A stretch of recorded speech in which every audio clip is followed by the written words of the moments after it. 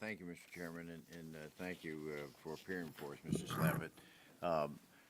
Several comments. One, I think when your opening remarks, you touched on some of your mission statement of providing oversight and assistance, but what was missing, I thought, and maybe because of my hearing loss, I might have missed something, but I didn't hear about accountability. Trying to get coming from the private sector, there is accountability. Just a quick grab this morning of things. Here was a person that because he committed fraud, he's going to spend 30 months in prison. Here was another one that had paid $7 million in restitution to NIH. Here's another one individual could say 27 months for $335,000 in fraudulent documentation. And here's another one.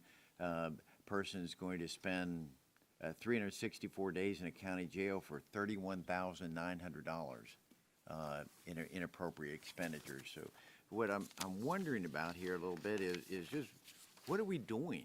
Are we just checking the box that you're providing guidance, or are you holding people accountable, either in your department or at the affected, like Arkansas? Is anyone going to be held accountable? Yeah. We are accountable for making sure that the federal tax dollars are getting spent properly, and we're accountable and have been collecting federal tax dollars when they've been misused. They're not. Okay, could you tell me, has anyone lost their job? In a state? Yeah, in the state or in your own department. They've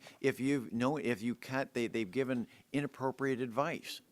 These people all have gone to prison as a result of doing something wrong. I can't speak to what's happening in the states, but I would tell you that just because a state misclassified information doesn't necessarily mean that they did it with intent, and that each case, as you know, is case by case. Well, I keep looking for a good analogy in a quick term like this.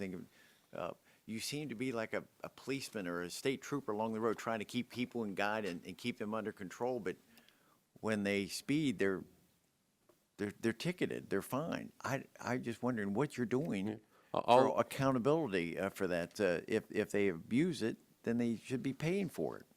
Well, we're certainly willing to make all these things a matter of public record, as we have. But you don't have anyone's been held accountable for anything going on. I'm sure there's been people throughout exchanges who've lost their jobs. Could you share that back with me? And names of any, just give me a handful of names, because surely during this process, as convoluted as it's, I would, with all due respect, I have a little problem because in West Virginia we only have one exchange in representing the majority rate is approved. That's not affordable.